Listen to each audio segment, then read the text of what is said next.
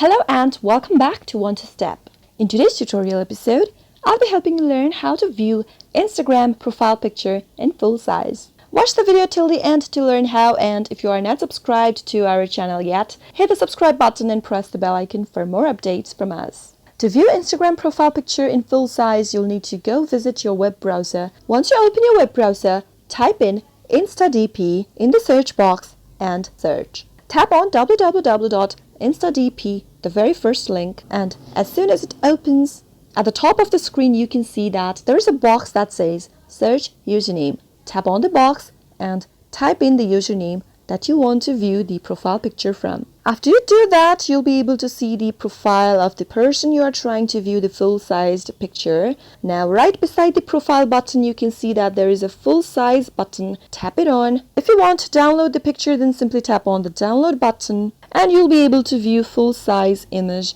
of your Instagram profile picture. That is how it is done. I hope the tutorial was helpful to you.